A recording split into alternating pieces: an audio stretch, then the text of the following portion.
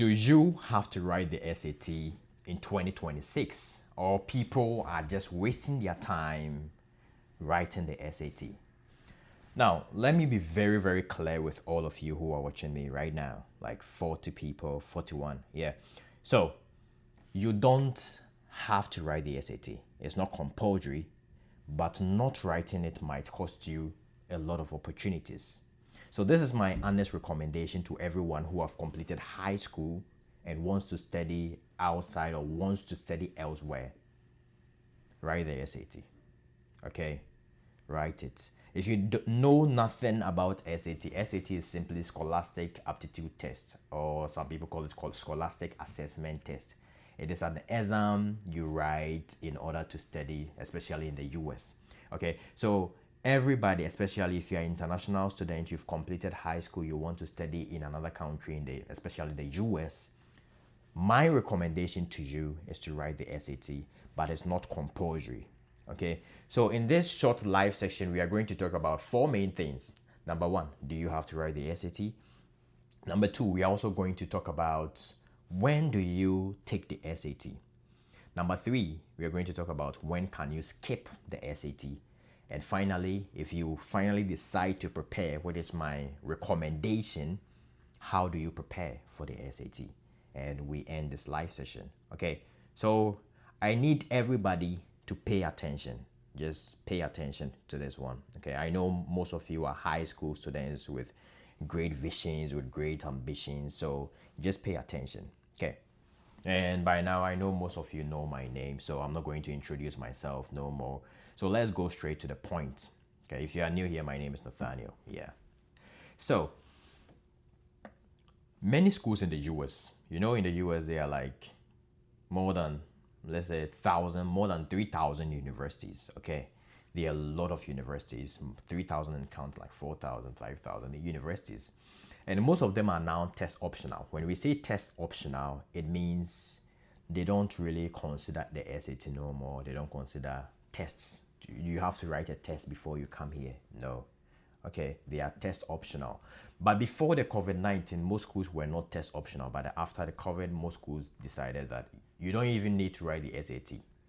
So it has made the number of people who are applying for US schools to increase significantly, because SAT is not compulsory, so everyone just can apply to a school. But before that, SAT was a requirement in most schools, so you need to write that exam.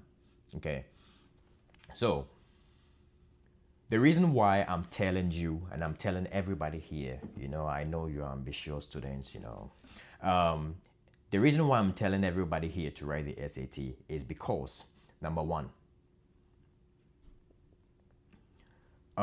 let's say you've applied to a school, okay, and your friend has also applied to your school, but you wrote SAT, your friend didn't write SAT, you both have strong grades.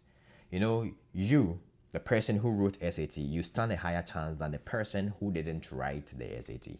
So that is why I recommend everybody, though the school didn't say write the SAT or I am test optional, I don't take any tests, but I want you to write the SAT. It has a competitive advantage. That is what I call it. It's not a requirement, but it has an advantage. It's going to give you an advantage. Okay, so when should you definitely take the SAT? Now, if you want scholarships, okay, there are schools who just dash you like $5,000 scholarship, or sometimes even a full scholarship if you take the SAT and get a good score. So taking the SAT is not enough. It's never enough. But if you take it and you get a very, very good score, okay, those watching me here as well, take it, but make sure you get a good score. Because if you take it and you don't get a good score, then you've just wasted your money. It's like $111 for international students. So take the exam, but make sure you get a good score. And I'm going to tell you how to prepare very soon. Okay, so just take your time. Okay, so you have to take the SAT if you want scholarships. Number two, if you are an international student, you have to take the SAT. Number three, if your GPA is not that strong, you have low grades, you didn't do well in your exam, WASSCE and stuff,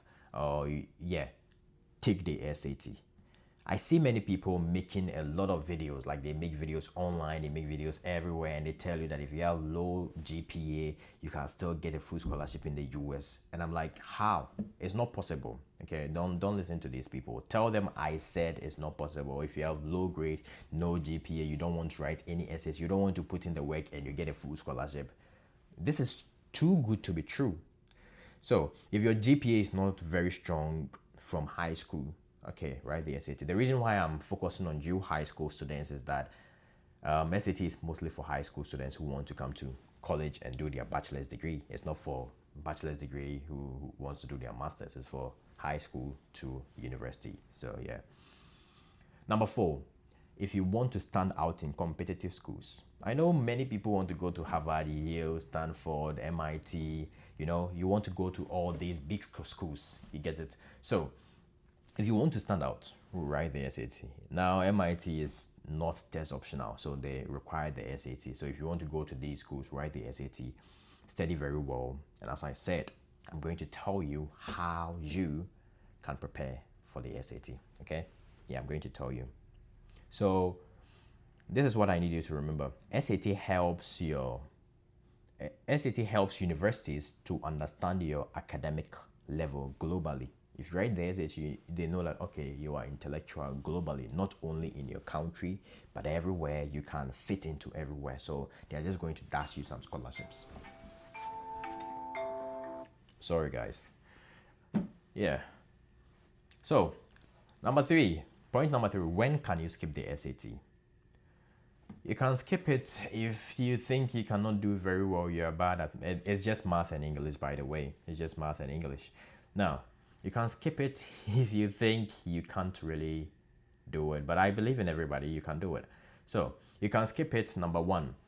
If your school is truly test optional, they don't write it. But still, if you write it, you're going to get an advantage.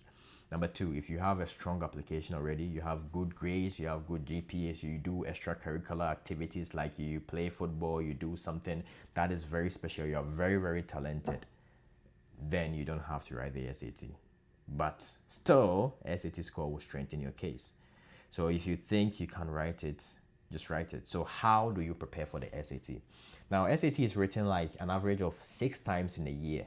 They write some in like March, June, November, September. So they write it's like once a month. I guess especially. So just register it online. Go to they have centers in many countries. Go there and write it. Okay, it's just English and math. So those watching me here, it's just English and math. So just go there and write the SAT. So the final step before we finish this short live session is, how do you prepare for the SAT? How do you prepare? So this is what I recommend for everybody. Don't use just 2 weeks to prepare. Oh, you can use 2 weeks, just English and math. No, use like 3 to 5 months to prepare and study every day. But if you want to shrink it down to, like, let's say 2 months, then you have to study like 5 hours a day for the SAT, because if you get a good score, there's a high chance that you're going to get a good amount of scholarship. So if you put in the work, you're going to get the results. So there's nothing like low grades, you don't want to write anything and you get a full scholarship. It doesn't happen. People writing the SAT put in a lot of work.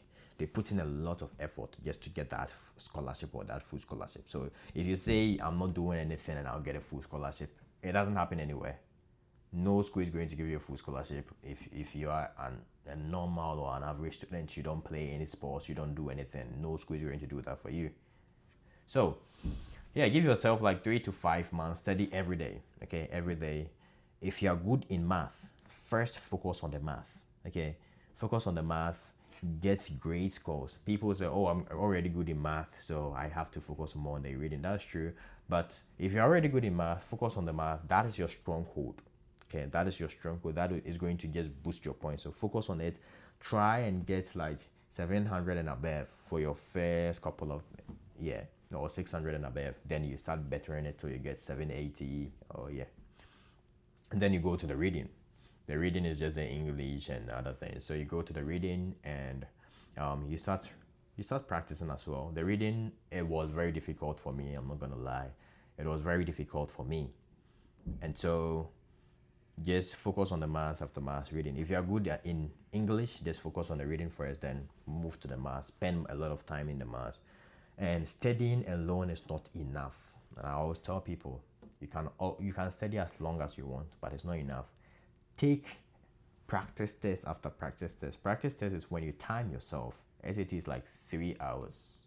Okay, you take breaks between them. It's not too long. The first time I had 3 hours, I thought that, hey, it's too long, but it's not too long. You still there, the time will be over right now. So time yourself. Put the timer there, just like the normal SAT. And with time, I'm going to tell you more about the SAT. But time yourself. Put a timer there and start. Start with the English. We start with the English, and do a full practice test. After that, mark yourself. See where you went wrong. Read that sections. Okay. Then maybe next week you take another practice test. Take practice test. Okay. So you cannot go for your SAT without taking like more than 5 practice tests. You have to take a lot of practice if you really want to get a good score. Okay. Somebody is asking, what if I write the SAT and I get 1,100? 1,100 to me is a low score. It's quite a low score. So that's why I say take practice tests. Okay. Practice test after practice test, you're going to get a better score. Okay. Yeah. Oh, again. What is the best score to get in the SAT? Now, every school has its SAT score range. Let's check for Harvard to see really quick. So it depends on the school you want to go. So check on the website, on your school's website to see. But there are schools who will give you a low SAT score, but always strive for the best. So I don't recommend you checking the SAT score of your school. Your goal is to get the highest as possible. Even if you can get 1,600 over 1,600, get it. Okay. Yeah. So your goal is to get the highest score as possible. The fact that your school accepts 1,200 means you have to relax. Now, if you have 1,200 SAS score and somebody have 1,600, 1,500 SAS score, and you are both applying for the same school, but the school's recommendation is 1,200, they're going to pick him over you. So your goal is to get the highest SAS score ever. Okay. Yeah. So this is what I want to end with, and you all have to remember this. The SAT is not just testing your intelligence, like you are brilliant. The SAT is testing your preparation for college. Okay. So if you prepare very well, you're going to win 100%. So prepare. Give yourself a couple of months after high school. If you don't want to go to college in your home country, that gap year you are taking, SAT. Okay. SAT. Just write it. Okay.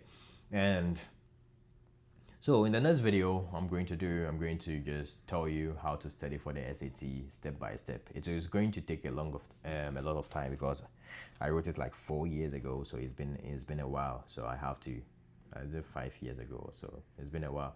So I have to just look through and see what I can do to help each and every one of you. So in all, my biggest recommendation for everyone watching me here and everyone watching me here, do you have to write the SAT as an undergrad before you come here? That the answer is yes. Write the SAT. Okay, I recommend it. But if you write it and get a low score, a very low score, it's a waste. You've just wasted your money.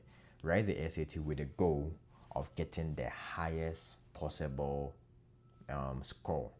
Okay, get your highest. So put all your sweat, your blood in getting the best score in the SAT. As I said, it takes time for you to grab it, and it's a standardized test. What this means is that it is if you can grab the aspect, if you can grab the concept, you can do every SAT exam. Okay, it looks similar. So if you can get us 1,500 on this test, there is no way you're going to get the 1,200 in the next test. There is no way, because it looks similar. The same structure, the same format. So yeah. So thank you very much, everybody, for joining me.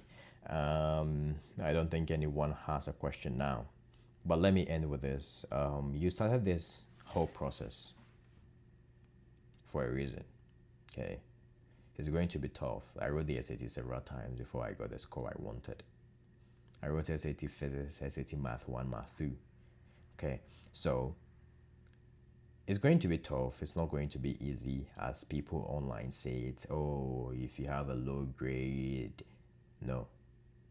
But you have to be stronger. Okay, I believe in every one of you watching. And as I always say, may your hard work and may your sacrifices and may the effort you've been putting in this just to make your dream come true never be in vain. I love you guys, and I love the effort you're putting in this. I'll see you next time. Have a wonderful day.